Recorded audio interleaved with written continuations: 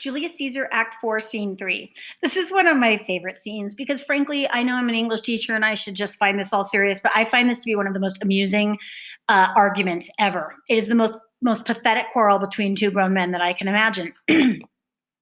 As you'll remember, Brutus and Cassius go into the tent in order to fight because Brutus doesn't want their fighting to be seen by their armies. And this is an event that was in Plutarch's Lives, but actually Shakespeare makes this even longer and kind of extends this scene. And it ends up being one that many people think is part of Shakespeare's better work. It's a very universally celebrated scene.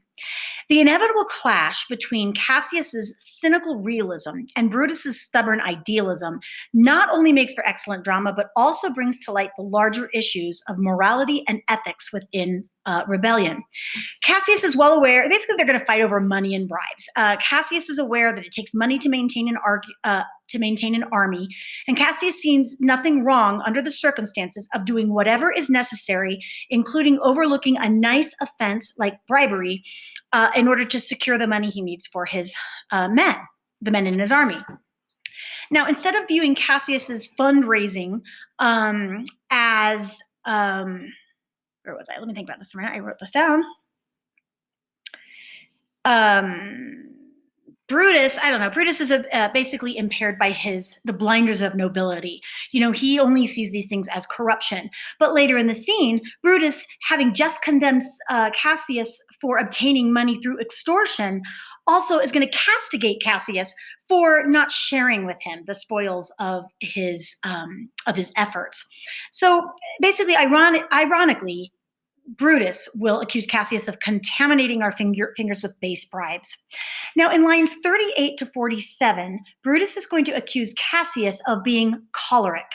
Elizabethans believed that emotional stability, along with general health, depended on the proper balance between the humors in the body. And I'm not going to go into a bunch of detail there, but again, there was this idea, though, remember, that Cassius is so emotional, so maybe he has some sort of like imbalance of the four humors, they were called. The argument between these men is going to disintegrate into an almost pathetic, childlike squabble. For the moment, Brutus replaces his stoic nature with one of petulance. He becomes a man who torments and intimidates and belittles a man that he calls a friend. Cassius is going to question Brutus's definition of friendship and suggest that a true friend would not chronicle every fault that his friend has, later to cast every mistake into his teeth. Brutus's arrogance becomes so exaggerated that he starts to almost look a little bit like Julius Caesar, right before his death, when Caesar referred to himself almost as an Olympian god. So Shakespeare is continuing to draw a parallel between Brutus and Caesar, and at this point it might be a little bit difficult to distinguish between the two. This is a long scene, so I'm going to come back with something a little bit later. Here we go.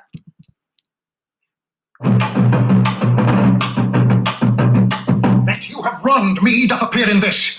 You have condemned and noted Lucius Pella for taking bribes here of the Sardians, wherein my letters praying on his side because I knew the man was slighted off. You wronged yourself to write in such a case. In such a time as this, it is not meet that every nice offense should bear his comment. Let me tell you, Cassius, you yourself are much condemned to have an itching palm, to sell and march your offices for gold to undeservers.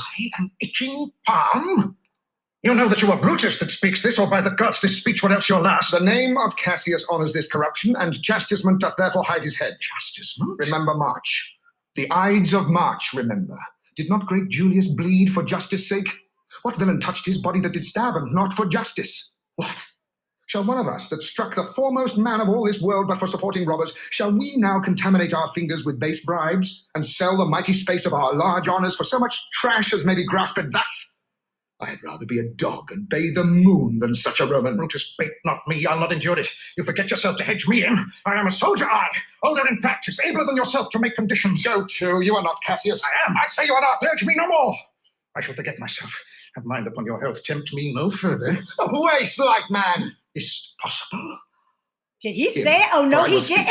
Must I give way and room to your rash choler? Shall I be frighted when a madman stares? Gods, ye gods, must I endure all this? All this? Aye, more. Threat till your proud heart break.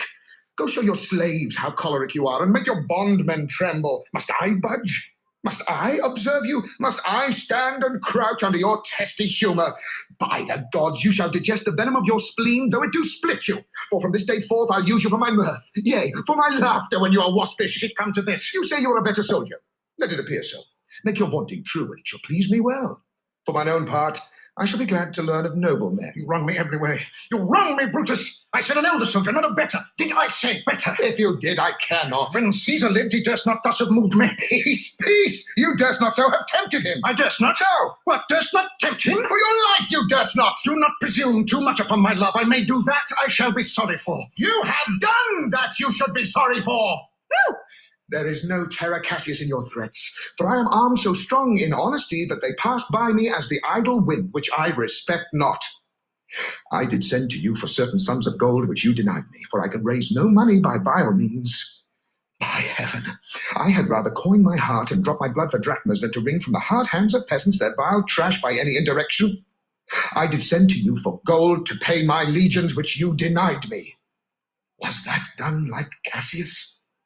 Should I have answered Caius Cassius so? When Marcus Brutus grows so covetous to lock such rascal counters from his friends, be ready, gods, with all your thunderbolts, dash him to pieces. I denied you not. You did! I did not.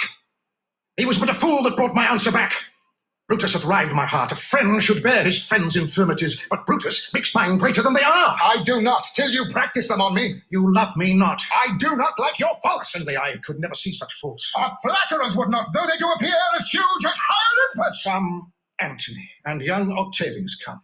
Revenge yourselves alone on Cassius, for Cassius is aweary of the world, hated by one he loves, braved by his brother, checked like a bondman, all his faults observed, set in a notebook, learned and conned by rote to cast into my teeth.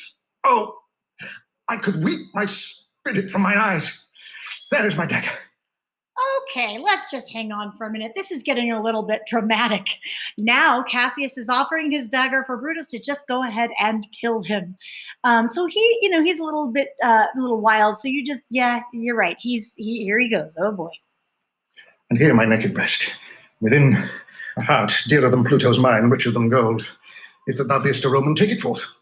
I that denied thee gold will give my heart. Strike as thou didst at Caesar. For I know when thou didst hate him worse, thou lovedst him better than ever thou lovedst Cassius. Oh, yeah, I love this part. Oh, God, I hurt your feelings, so let's stop. Sheathe your dagger. Be angry when you will. It shall have skin.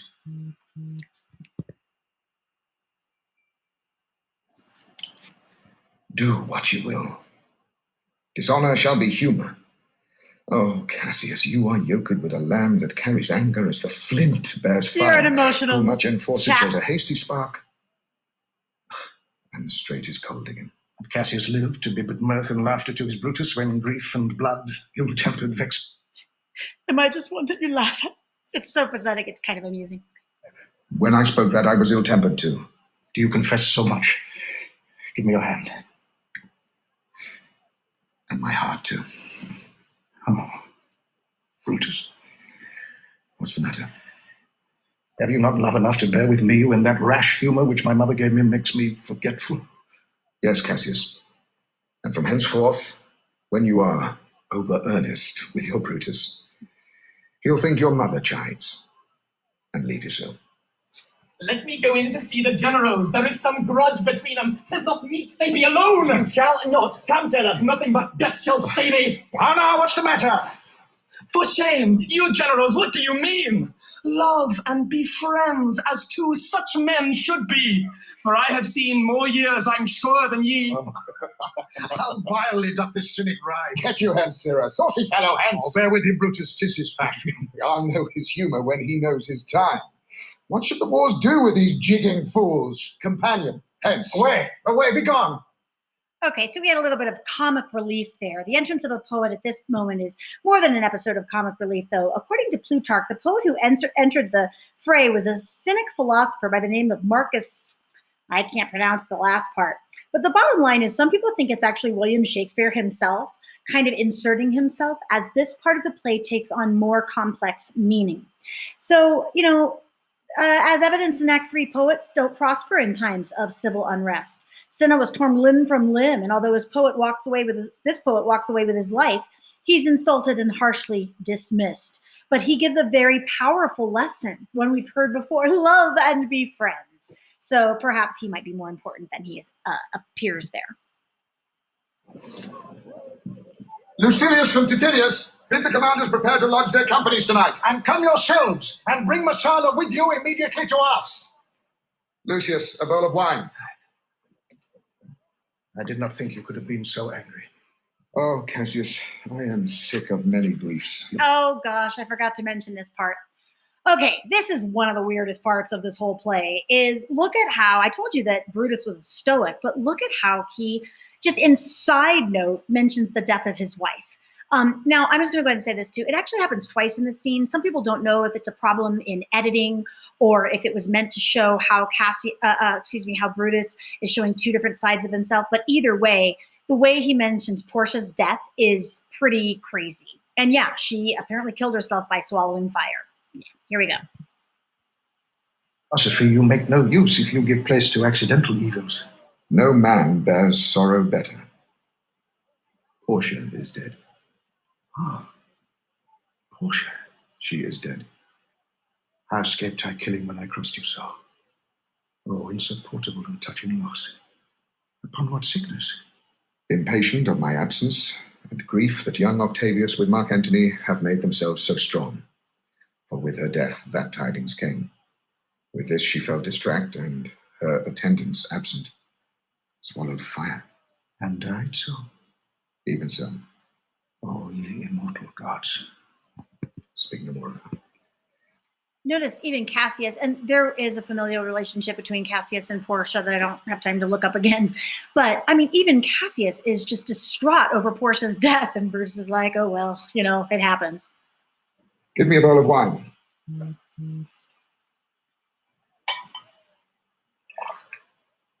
In this I bury all unkindness, Cassius. My heart is thirsty for that noble pledge. Fill Lucius till the wine or swell the cup. I cannot drink too much of Brutus' love. Come in, Titinius. Welcome, good Messala. Now sit me close about this taper here and call in question Taper our is a necessities. candle. Portia, art thou gone? No more, I pray you. Messala, I have here received letters that young Octavius and Mark Antony come down upon us with a mighty power, bending their expedition toward Philippi. Myself have letters of the self-same tenure. With what addition? That by prescription and bills of outlawry, Octavius, Antony, and Lepidus have put to death 100 senators. Therein our letters do not well agree. Mine speak of 70 senators that died by their prescriptions, Cicero being one. Cicero one. Cicero is dead, and by that order of prescription.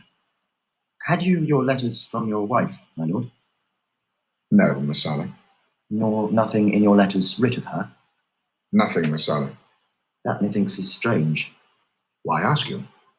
Hear you aught of her in yours? No, my lord. No. As you are a Roman, tell me true. Then, like a Roman, bear the truth I tell. For certain, she is dead, and by strange manner. Here's his response. Why, farewell, Portia. We must die, Messala. With meditating that you must die once, I have the patience to endure it now. Even so, great men, great losses should endure. I have as much of this in art as you, but yet my nature could not bear it so. Well, to our work alive. What do you think of marching to Philippi presently? I do not think it good. Your reason? This it is. It is better that the enemy seek us, socially waste his means, weary his soldiers, doing himself offence, whilst we, lying still, are full of rest, defence, and nimbleness. Good reasons must of force give place to better. The people twixt Philippi and this ground do stand but in a forced affection, for they have grudged us contribution.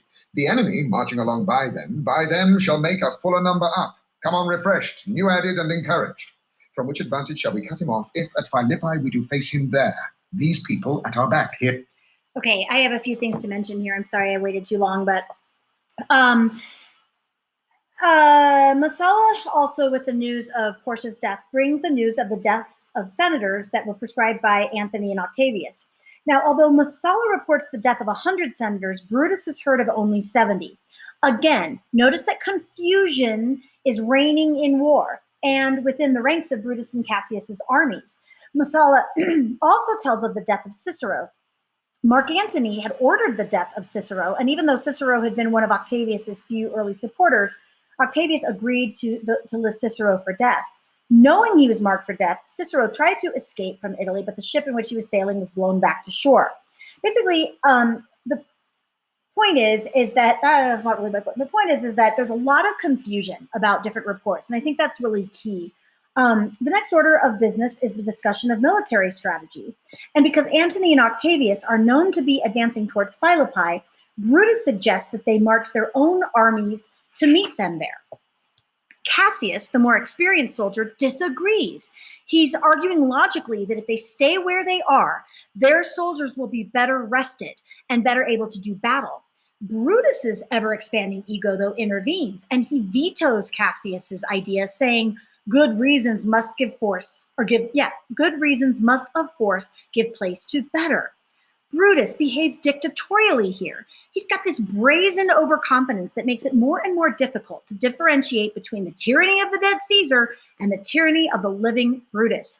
Cassius keeps making these feeble attempts to speak further on the matter, but Brutus refuses to listen. Instead, he emotes on the importance of acting when the moment is right. But again, Brutus has yet ever to act at the proper time. And Shakespeare's theory holds true that basically Brutus himself has become, he's an anachronism himself. He's completely out of his own time.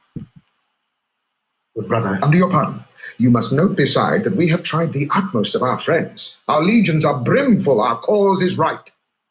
The enemy increaseth every day. We at the height are ready to decline. There is a tide in the affairs of men, which, taken at the flood, leads on to fortune. Omitted, all the voyage of their life is bound in shallows and in miseries. On such a full sea are we now afloat, and we must take the current when it serves, or lose our ventures. Then, with your will, go on. We're along ourselves and meet them at Philippi. The deep of night is crept upon our talk, and nature must obey necessity, which we will niggard with a little rest. There is no more to say? No more. Good night. Early tomorrow will we rise and hence. Lucius, my gown.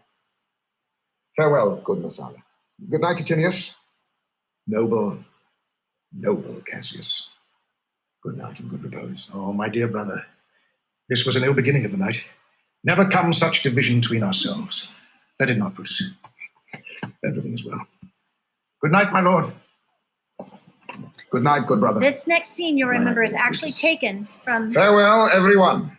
Plutarch's Life of Caesar. This is where he will see the ghost. Give me the gun. Where is thy instrument? Here in the tent. What? Thou speakst drowsily. Poor knave, I blame thee not. Thou art all watched. Call Claudius and some other of my men. I'll have them sleep on cushions in my tent. Varro and Claudius. Calls, my lord? I pray you, sirs, lie in my tent and sleep. It may be I shall raise you by and by on business to my brother Cassius. So please you, we will stand and watch your pleasure. I will not have it so. Lie down, good sirs. It may be I shall otherwise bethink me. Look, Lucius, here's the book I sought for, sir. I put it in the pocket of my gown. I was sure your lordship did not give it me. Bear with me, good boy. I am much forgetful. Canst thou hold up thy heavy eyes a while and touch thy instrument a strain or two? Aye, my lord, and it please you. It does, my boy. I trouble thee too much, but thou art willing.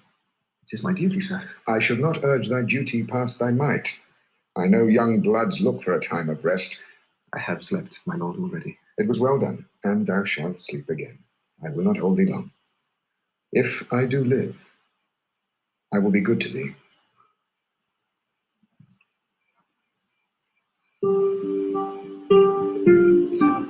Brutus has a troubled mind and conscience.